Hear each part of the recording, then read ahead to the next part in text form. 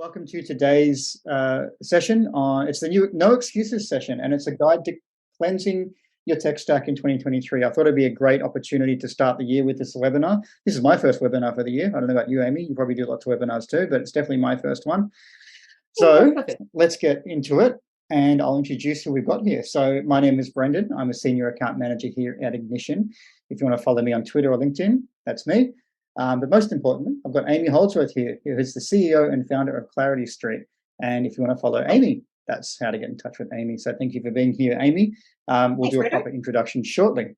No problem. Okay, so let's go through the agenda. First off, we are recording. So if you need to duck off, that's fine. We'll send you the recording afterwards. Or if you want to share this with a colleague or friend or enemy later, then feel free to do that as well. We'll give you the recording probably by the end of the day. But in terms of the agenda, I want to introduce Amy a little bit better and get her to talk a little bit about Clarity Street and all the amazing work she does in the industry.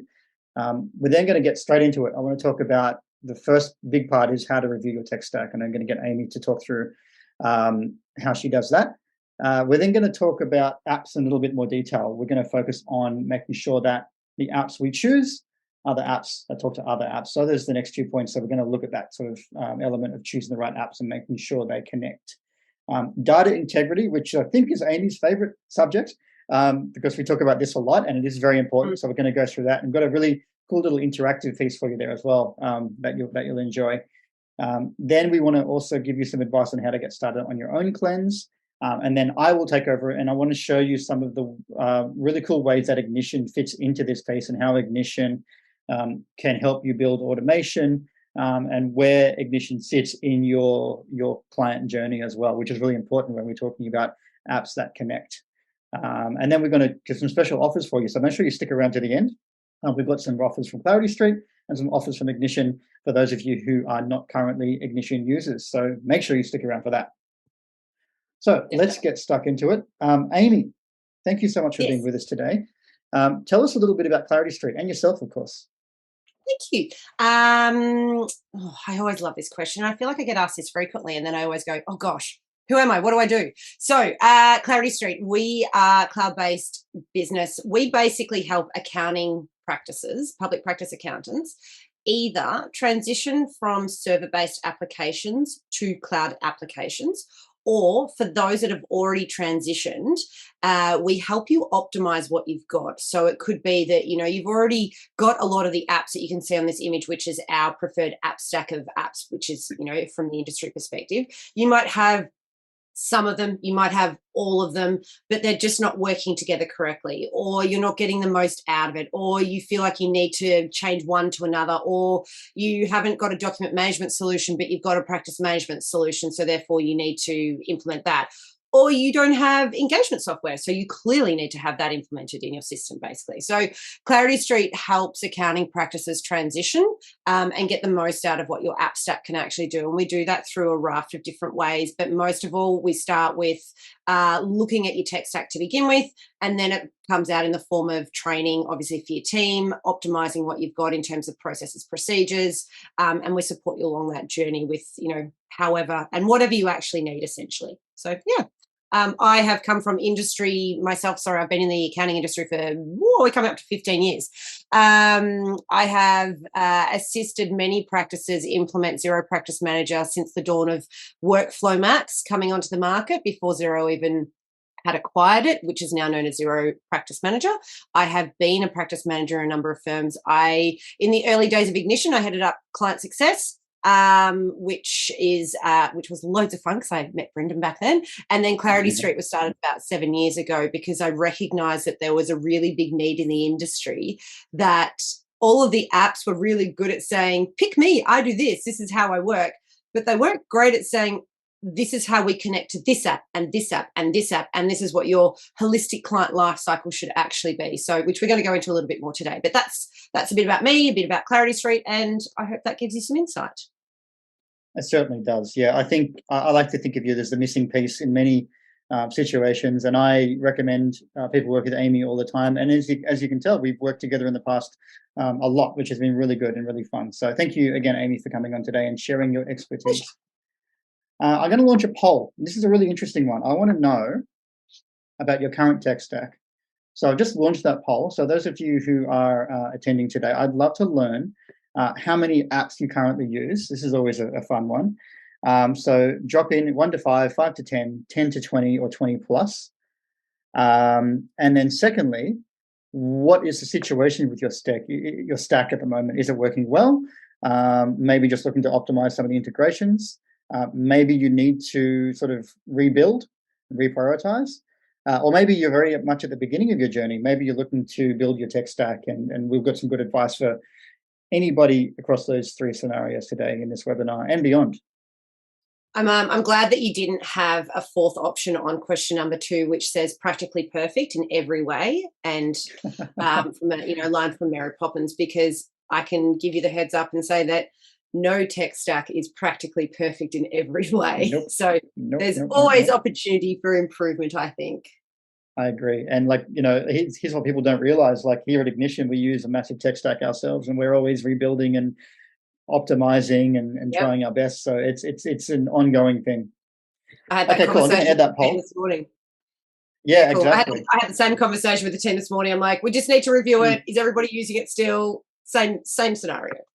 Exactly. I'm going to share the results just so we can all get an idea. So we've got a pretty even spread. A couple of people, 7% of people with a 20 plus app stack. Wow, that's decent. That's probably up near what we use here at Ignition.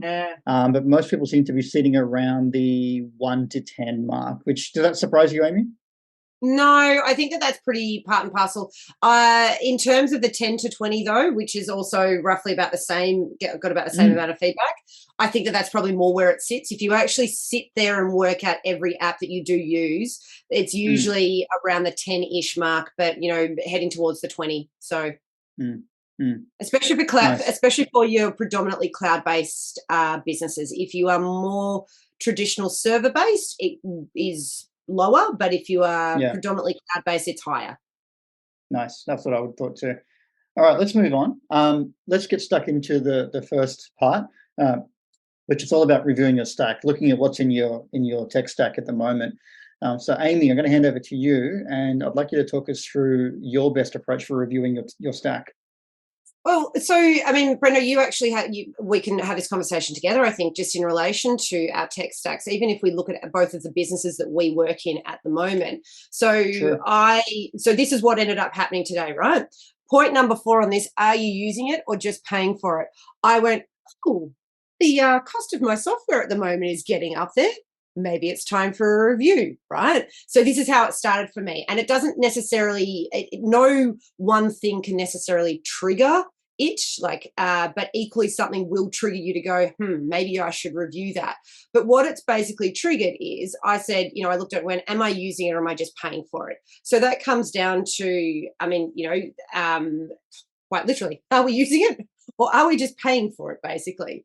But the main thing is the function sort of thing, right? To start, if I started up at the top, the apps that I'm currently using, what function does it actually perform? Does it solve a problem? But also, does it solve a problem for just one client, or does it solve a problem holistically for my business so that it provides operational excellence? There's a lot of accounting practices that I see they'll go to an event and they'll see a shiny new toy, which is an app, and they'll come away from that and go, oh my God, this is the best app ever. I really want to implement it. Definitely, I can definitely see at least this one client, this one big client that we've got, it will totally solve the problem for that one client. And they roll it out for one client, and then it doesn't get used or doesn't get touched any further, which in my opinion, unless, that can be a waste of, an application for the time and effort that it takes for you to actually roll that out. Either adopt it or don't, basically. So have a look at that one. The features, Brenda, you can talk to this one, like features and, price point as well, especially from an Ignition perspective. Are the features right? Yeah, absolutely. Similar to your first point, you can probably get wowed by just one feature, and then you don't use the rest of the app, and you're paying a premium for a large app that does a whole bunch of things. And you probably spent the time training your team on how to use all these things, but you're just using one element of it. And that's probably a big trap to fall into as well. And of course, if there's a decision to make, right? Especially with things like CRMs, does this CRM bringing all these features together, is it going to be the right choice, or are there other apps that just do the same thing for you? So it's a tipping point, right? From efficiency and I guess a cost perspective as well. Am I okay just using these 3 or 4 different apps that kind of do individual things well and they talk to each other, which we'll get to later, or is it better to switch over to like a full suite app that kind of does everything? But then at some point, you need to really make the decision: is it going to do everything well, or is it going to do everything just okay? Like I see it with practice management software, for example, right? So some of the cloud-based practice management applications that are out there, it does everything that it needs to do, right? However, there are features or the user interface that some may not like. Therefore, they'll look at a different application, which might be a standalone application to run their workflow. And I sort of look at that and I go, well, which is fine for those that, if you would like to run it in a siloed solution, that's fine. But you need to remember that you need to have a team that's very on the ball, because if you're running 2 systems which aren't connected, which plays to the does it play nice with others point, if it's not connected to others, you need to have a team that is very switched on, because otherwise you're running 2 lots of information which are siloed. And you've got workflow in one system, you've got time cost billing hypothetically in another system. But in actual fact, could the same system just do all of it together if we all just got over ourselves and went, okay, the user interface, whilst it's not as pretty as what I would like it to be, it does do it. I mean, and which is why I love the fact that Ignition is consistently changing their user interface, and it makes it look so pretty because it's easier to use. Thanks, Amy. Appreciate that. No worries. I love it. No, but it does play to that point though. If the piece of software is easy to use, then it is going to be used more frequently, just generally speaking. Yeah. I know there's certain apps, and I won't name them, that I struggle with the interface to the point where I kind of just dread opening it, because I've never figured it out. And this is coming from a guy who works in tech every single day and uses many apps. I'm struggling to understand the interface on some of these apps, and I just get frustrated. So that says a lot, I think, about how important it is to find an app that's easy to use. Yep, I would agree 100%. One of them is not that we have this issue with Ignition based on the way that your licensing works, but some of the other apps out there do them on a per seat basis, and or blocks of, from a corporate perspective, it could be blocks of companies, hypothetically speaking, right? So, and it doesn't technically matter. It's more around, are you actually paying for the correct numbers? So review that as well. Like, are you actually paying for more than what you need? You have team members that change. You have team members that come, that go. So making sure that you're actually paying for the right level of subscription as well. That's a that's a big one, because I run a team of account managers here. One of the things we like to do is just do like a quarterly review at the very least for our customers who are using Ignition, and a big part of that is making sure they're on the right value plan. And that's something you should be doing yourself. But we'll if you do have an account manager with some of these softwares, then reach out to them on a regular basis and make sure you're doing a review. Make sure you're not overpaying. That's a good point. Just a comment in the chat, which is a classic Slack versus Microsoft Teams debate.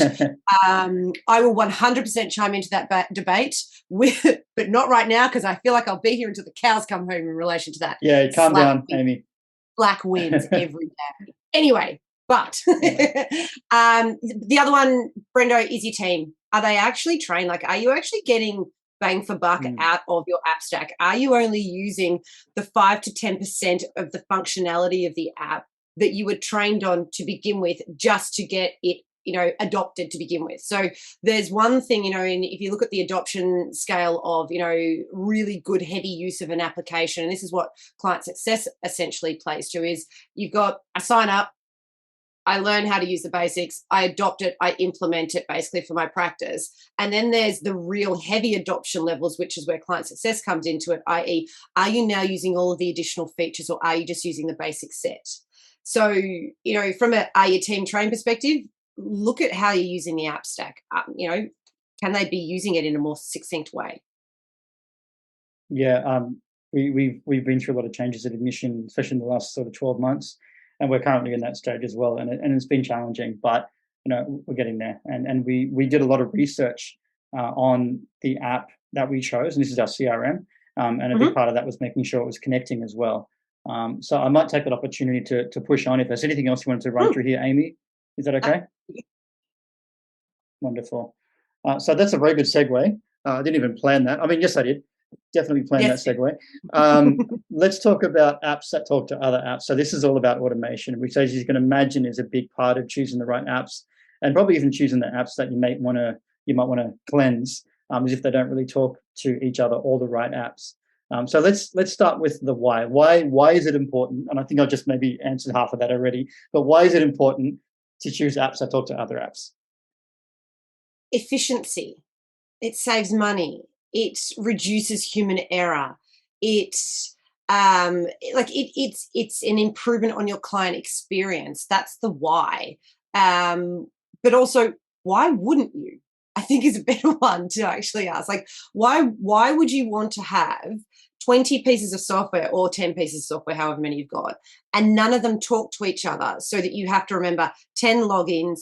You might still have to remember 10 logins. That's a bad example. But you would have to make sure that, each piece, like if you've got client information in one and it's actually in 10 of them, that you have to update 10 different pieces of software. Why wouldn't you connect them so that the information flows through, so that the client life cycle, not only is it a good experience for your team because they can see how all of the software interconnects and makes their life easier, but also the client life cycle in terms of how the clients interact with you, that should be seamless. I think as business owners, sometimes we forget that the end user experience is actually probably more important than our own internal user experience. Sure, we need to love it. We need to like it. I'm not discounting that.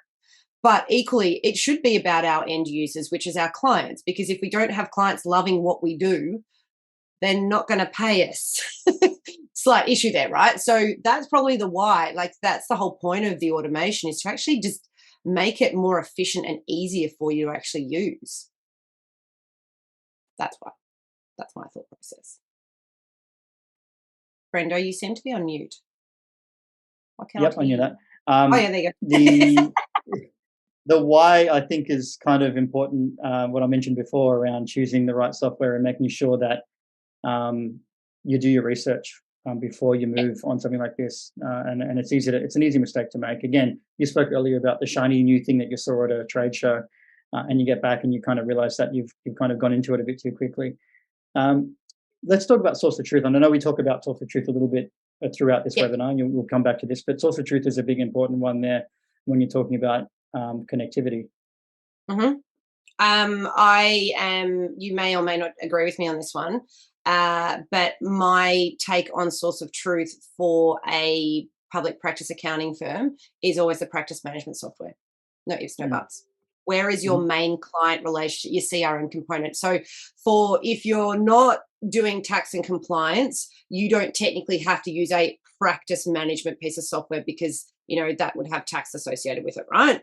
But if you are public practice tax accounting, your main source of truth should be your practice management solution. If it's not, then it could be a standalone CRM, but that's still your source of truth, because that's where your client relationship data is, basically names, addresses, relationships, emails, all that contact info.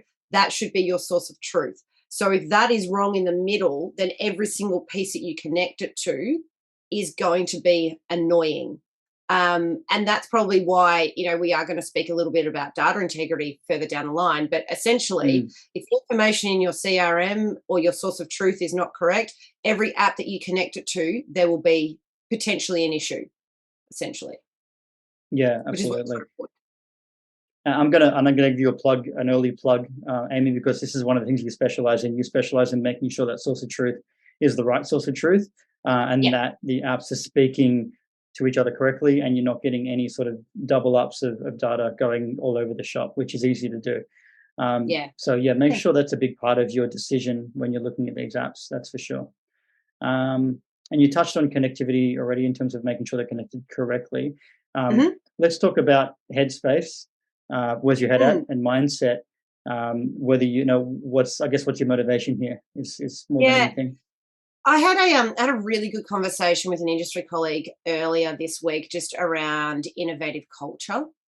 And do you have the mindset that you actually are looking at connecting your apps and improving how your business runs in terms of automation? So typically speaking, the accounting industry has always found it really easy just to throw a human being at a problem. So instead of looking at technology to possibly solve a problem, they'll just throw a human at it. For example, we have a debtor issue. Oh, we'll just get a human onto that. We'll just pick up the phone, we'll call people, pay your bill, that kind of thing, right? And whilst, yes, that is a way of doing it, is it the most cost-effective, most efficient way of actually doing it? Or can there be something that you can do from an automation perspective and actually, do debtor chase-ups, for example? Or let's have an innovative thought process around it.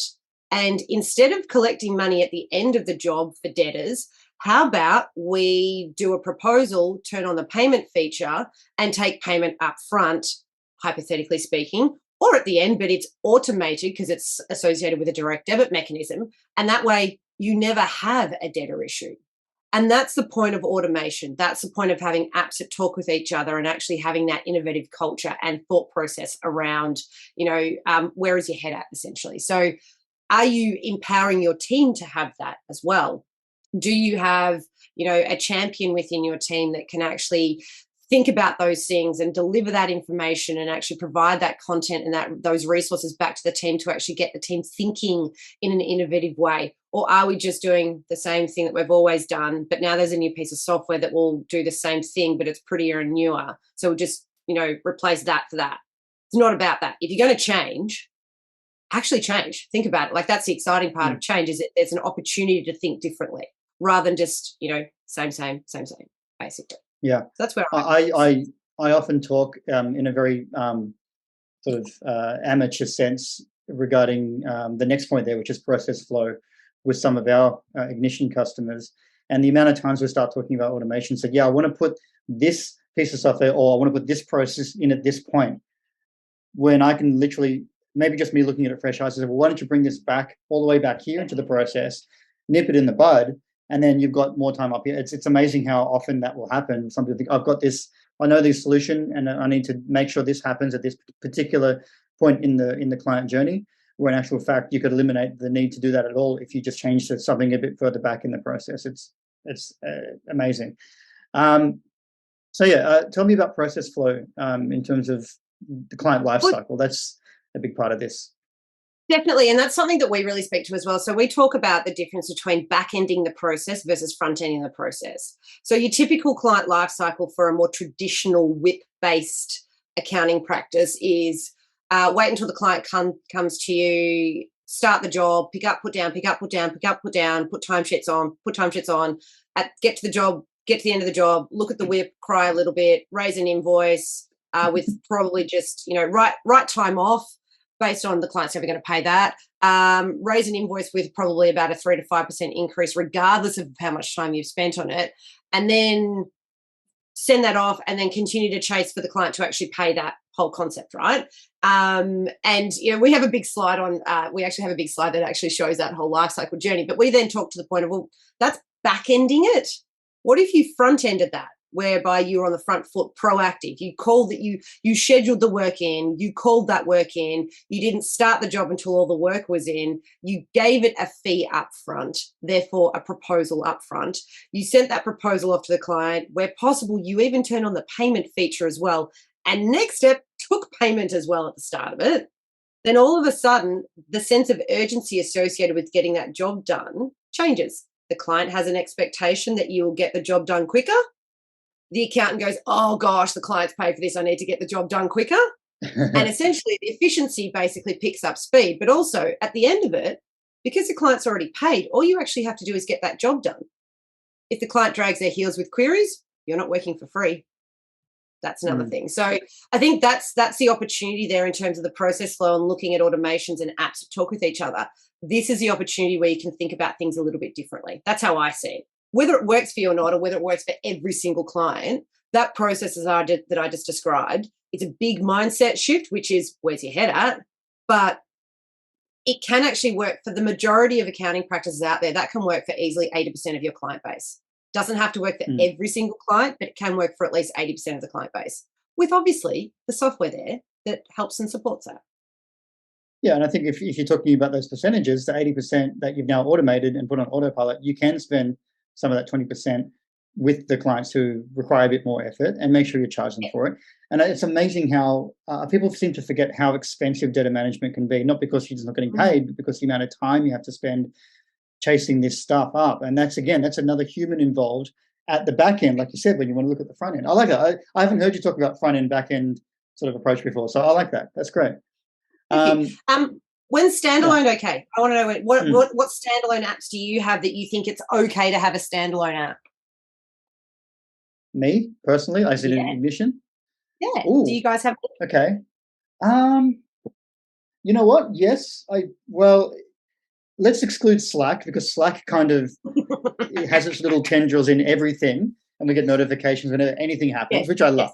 But I'd probably say like maybe and it's probably irrelevant for a lot of smaller businesses, but we have like our HR platform is pretty standalone because it's quite important and and it's quite specialized. I think that's a good example of a standalone that works well for us. Yeah, I think that there are times where standalone is okay. I think sometimes from a tax perspective, it can be okay to have a standalone tax product. I think that not everything does have to be connected, but I think that there should be some way that you can. So, for example, work papers. I'm just going to spitball this. There are a lot of accounting practices out there that just use Excel work papers. They don't technically have to be connected. However, if you have a document management solution, are those templated work papers set up as, are they set up as templates within your document management solution so that they are easily accessible and therefore you can link them back to a client? They're not technically connected, but they're standalone, but you've then kind of brought them into your process essentially from a bit of an automation and an efficiency gain. So there are standalone things that you can do standalone, but I am a firm believer that a standalone is not okay to manage workflow, just putting it out there. I think that there are enough apps out there that can help and assist with managing workflow. But I know that could be quite a controversial topic, which I'm happy to take offline with anybody who wants to battle it out with me. Okay, you keep picking fights in this webinar, and I love it. No, I'm not. Okay. I'm not. I promise. I'm not. I'm just opinion. I love it.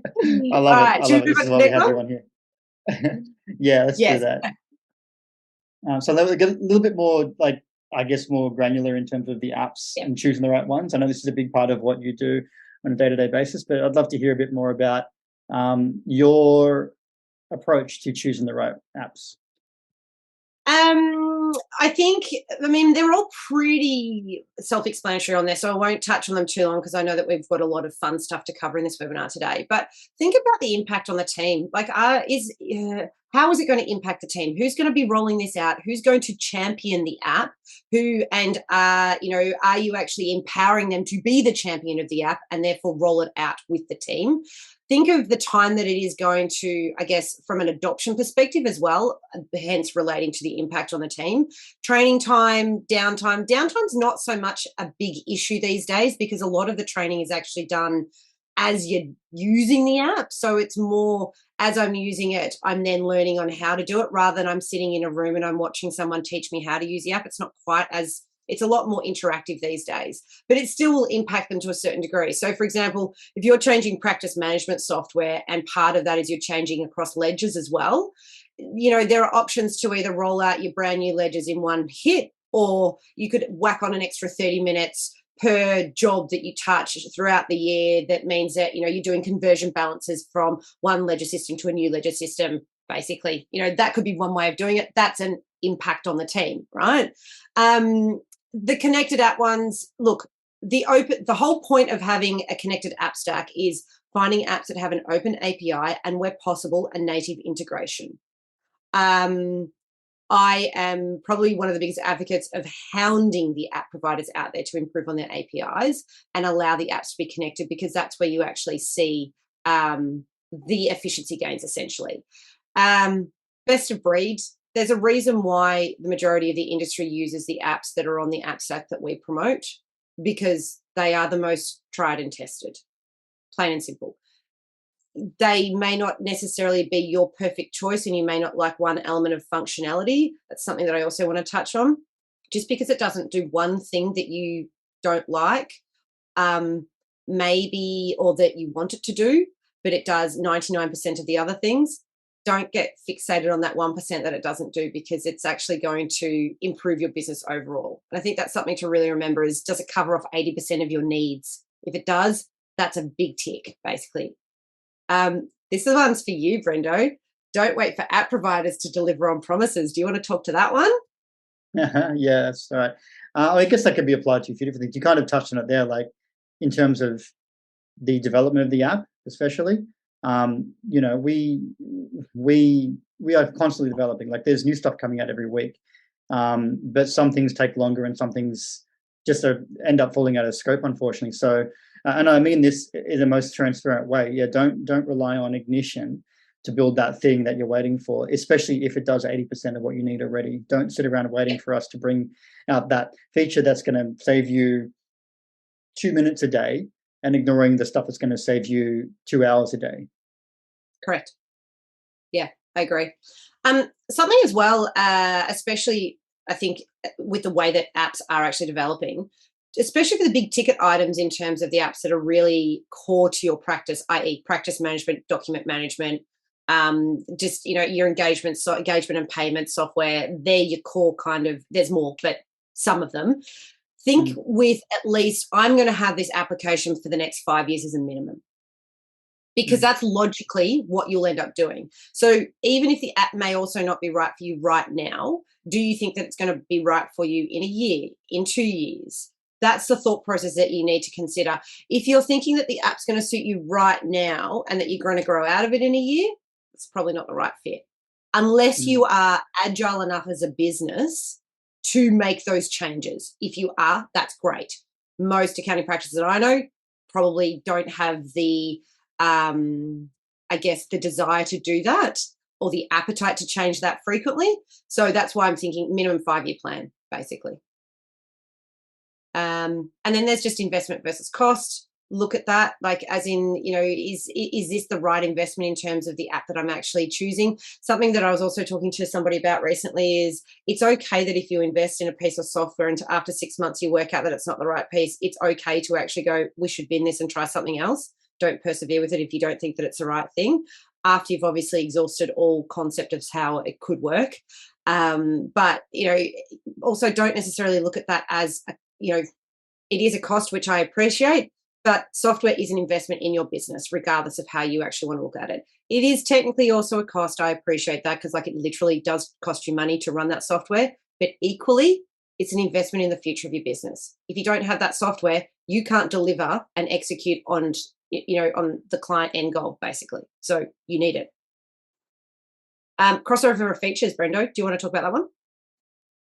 I was actually going to have a little comment on the investment versus cost one, and then we might move on. Yeah, like I think even after 6 months of trialing a software, I think there's still a lot to be learned from that, right? Because it's similar to a business, right, or a startup. You know, everyone's got a startup mindset these days. Even a failure is a learning opportunity. I don't mean to get all Tony Robbins on you, but you know, there is some sort of element of learning from that, and then knowing what you don't. Knowing what doesn't work is actually probably going to be a big help anyway. So I think it still can be an investment in one weird kind of way. So yeah, but make sure you lean into resources that we at Ignition, we're coming up to 10 years old as a company this year, which is just wild. And we've now got 10 years worth of expertise in terms of getting people set up and making people successful as quickly as possible. So if you're looking at investment versus costs, especially that investment part, make sure you're leading to the support that you do get from the apps. Otherwise, Amy is going to be the best person to go through and basically tick off all these things that we've talked about today. And like I mentioned, we're going to have a chat about that a bit later on today. And in that investment versus cost, I think the next thing, again, I've segued really well. Yes, I've done it again. Talking about data integrity, I think we're going to have a bit of a chat about the true value of data integrity here. So over to you, Amy. I'd love this bit. Brenda, can you flick across to a little calculator that we've got that should be, here's one we prepared earlier. Yes, it worked. Okay, everybody can play along at home if you would like. It is www.claritystreet.com.au/data integrity calculator, which I'm going to try and post in the chat. Yes, Brenda, beat me to it. Well done. Okay, so the concept of this is essentially, as I highlighted and touched on earlier, if your single source of truth, which is your practice management software, has errors in it, or has data that's missing, or has email addresses that are different. So especially in an accounting practice, right? So Amy Holdsworth is currently associated with my accountant. I'm currently associated with about 6 different entities. Me personally, my individual stuff. There's a couple of trusts, there's a couple of entities. I have a little cake business as a side hustle for those that don't know. But anyway, so if my email address, though, is different across those 6 different entities, that's annoying when you're trying to make things efficient and you're trying to automate things and, use all of the automation components, right? So the concept of your data integrity speaks to the point of, is your data actually clean? Are all the clients that you've got in your database correct, true, and correct? Do they have all the right information? Do they need to be looked at? Do they need to be changed? So this little calculator, let's pretend, Brendo, can you change it? So the estimated total tax return clients, change that to 1,800 for me. You can actually type if you'd like. Great. Yep. So I'm going to leave this at the time spent on fixing your database inconsistencies, purely at 5 minutes per client, okay? But if you think that it's more or less, we can actually change that, which we'll show in a moment. So based on 1,800 clients, 5 minutes per client, that gives us 150 hours that are spent fixing database inconsistencies across the entire client base over the year. Multiply that by your average hourly rate, and that is giving you $37,500 that it is costing you to actually keep, it's the cost of data integrity, okay? So this is why it's so empowering to actually keep it updated. As a side note, that is half of an admin human, purely just keeping up to date your database inconsistencies. So if we were to change that, Brendo, just for the fun of it, change it to 10 minutes, just for the fun of it. Change it to 20 minutes. I'm scared. Let's do 15. I'll go in the middle. Woo, that's what it's costing. So it's a very basic calculation, which I understand, but it's something, it should be something that everybody is thinking about. So how you obviously collect information, ensure that that information is updated and kept up to date, that is what will impact the use of every little application that you connect. So for example, if your database is not correct, then when you go to create a proposal in Ignition and you're missing an email address, that's annoying. That's an extra 5 minutes that you have to go searching for that email address. Not to mention the frustration associated with going to create a proposal and going, oh, the email's not there. But then you're not frustrated at your database, you're frustrated at Ignition. Same as if you're using your document management solution to create an auto-generated letter.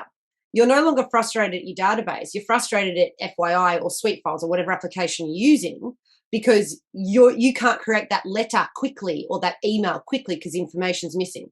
That's the whole point of this. Okay, so having a clean database and your single source of truth will mean that not only is it more efficient, you will love the additional added, the apps that are actually connected to that, basically. That's my rant. Thank you, Amy. I love that calculator. That's very, very eye-opening. And I just wanted to say again, like this is the kind of stuff that kind of separates you from just doing this kind of stuff yourself, is the data integrity piece. As you scale, becomes a snowball effect, right? Especially those that answered in the poll earlier that maybe you're just getting started and setting up your stack.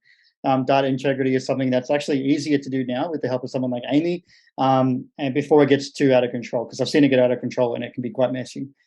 So that's a really good point. Thanks, Amy. Just a quick recap before I pop onto the next bit. Here's 5 things that you think should be the main takeaways from today's webinar. I'm not going to hound on it because I just did clean up your data. Clean it up. If you need any help, reach out to us. Review your tech stack regularly, like as in every time you feel like there's something not quite right with it, it's time to review it, basically.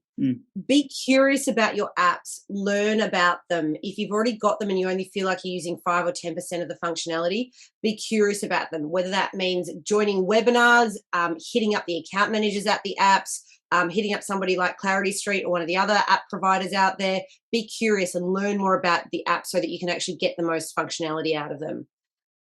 Choose function over form. And this is just because you like the UI better than another UI, if the other UI that you don't like as much actually has all of the functionality and it's integrated and it's connected, learn to love it because it will save you time and effort in the long run, okay?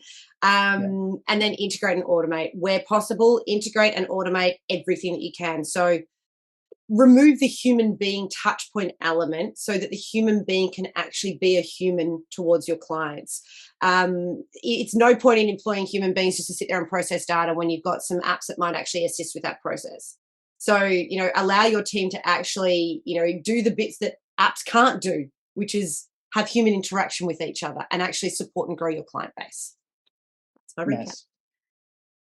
Cool, thanks, Amy.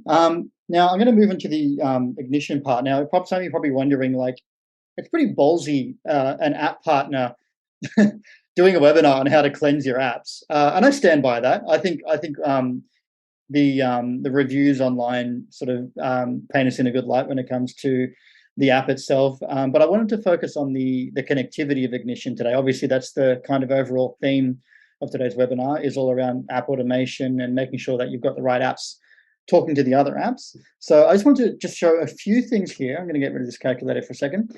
For those of you who don't know what Ignition looks like from a client's perspective, I'm not going to go into too much detail from the back end because it is a very easy product to use, especially when we have all these templates ready for you to go. But this is basically what a proposal looks like to your client.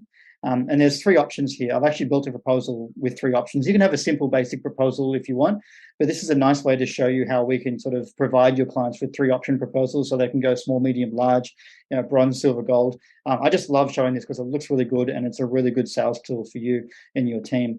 So essentially a client would select an option. Let's go with the middle one. I was going to say, Brenda, you know what I love about this is that you can actually split out the different ways of the client paying you as well, so that that's the other bit that I love about this. Like, this is the quarterly, this is what we're doing monthly, this is the one-off standalone. Like that's right. Awesome the way it's displayed. Absolutely. And you mentioned it a few times, a big part of making sure your automation is set up is looking at your data automation. All right, so you need to make sure that your payments are on autopilot, and we do that by using Ignition. So the client understands all the services that are being offered.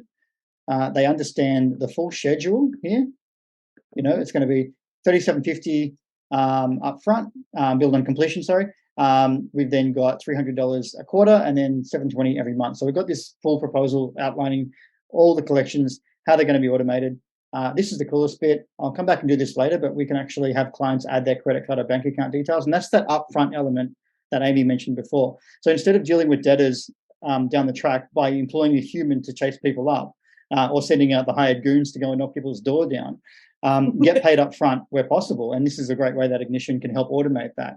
And then we have the signature here. So I wanted, before I go and sign this one, this is how we set this up. I'm not going to go through this very quickly.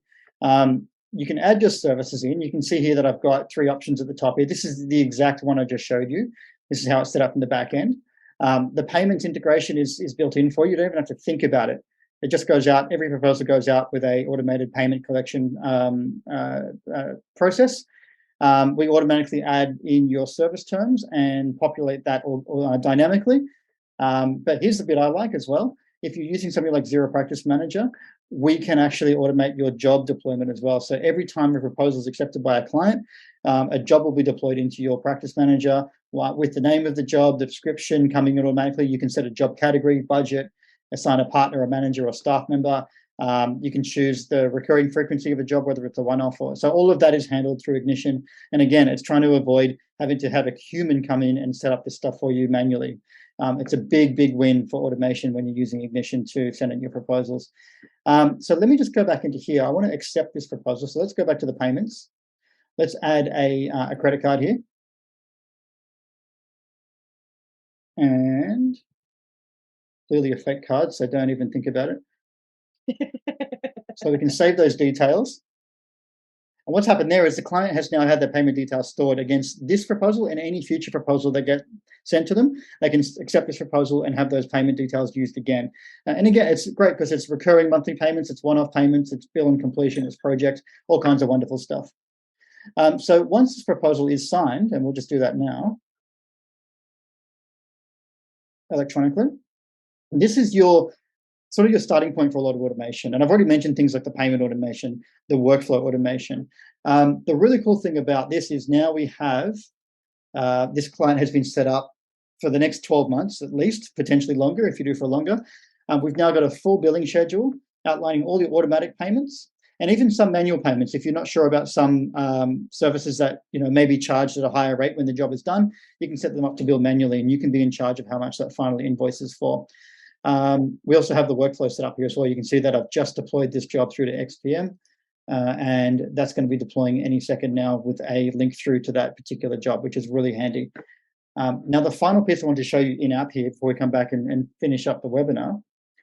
This is the automation that we currently have built into Ignition natively. So if you're a QuickBooks user or a Xero user, we can connect to your ledger. I've already talked about Xero Practice Manager, but we have a similar integration with Carbon, if you're using Carbon, and Intuit Practice Manager as well. But the one I want to just talk about here a little bit is Zapier. If you don't know what Zapier is, it's a really, really magical tool that can connect an app like Ignition to thousands of other apps out there in the market, and a lot of them are accounting and bookkeeping focused. I've got some examples down here. So maybe like you want to do a MailChimp, which is an email automation or marketing automation tool. So every time a new client is added to MailChimp, whenever a proposal is accepted. So if a proposal gets accepted by a client, they become a new client, you can add them to a MailChimp campaign. So they now get your newsletter automatically. So that's a really nice little integration. Things like Slack. Every time a proposal is accepted, you can send a Slack message or a Teams message into your team, have a little celebration. We have that one. Yeah, we have that one. It's great. Yep. Mm-hmm. We like to have a little GIF, like a little celebration GIF whenever somebody accepts a proposal. It's really cool. Mm-hmm. So that's some really basic stuff, but you can go nuts with automation, and that's where someone like Amy can help you with that. So let's look at the offer here, which is from our end. If you sign up using that link down the bottom, we'll also send you an email afterwards to sign up, and we're offering 50% off for 3 months on Ignition. And Amy, where you've got a great implementation offer, which is a 4-week setup of Ignition ready to rock for a reduced rate of $1,500 AUD. Is that right? Yes, that is 100% right. We will take you through the whole process of getting you set up, your standard library getting set up, integrating that with your relevant practice management application, getting you to the point of understanding how to use, the actual proposals, teaching you best practice on how to do them, fitting it in with your, what your client life cycle is essentially. So you get access to all of our courses as well, our Ignition online courses, one of which I just signed off on yesterday. Yay. So that actually goes into a deep dive of what Brendan was showing you there around how to build the workflows associated with a proposal. That's what that course was. So 4 weeks from start to finish. And then you get, some continued support as well post that 4-week period, just to make sure that you're obviously adopting it, and any questions that you might have as well. Absolutely huge. That's awesome. I love that. And I think a big part of that is the data integrity stuff as well. As you go and do all this stuff, making sure that everything's talking and make sure everything's clean, especially if you're starting out, it's a good place to start and make sure Amy's got that under control. So if you're interested, sign up to Ignition, 50% off for 3 months, like I said. Clarity Street will reach out and make sure you have that offer and you're ready to rock. So there's that offer again, just in case you missed it the first time. And the final thing to do today. Well, exactly. If you are interested in any of these offers, or if you just want to have a chat, no obligation, no pressure. I've just launched a poll there for the next step. So if you're cool, that's good. If you'd like to organize a chat, then do let us know.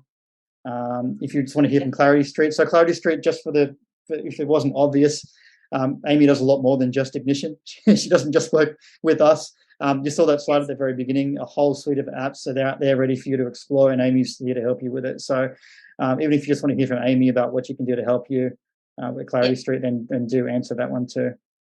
With all the apps. Otherwise, we'll send those. Not going to play favorites. I don't have favorites among my apps, but I definitely have an Ignition soft spot. Definitely.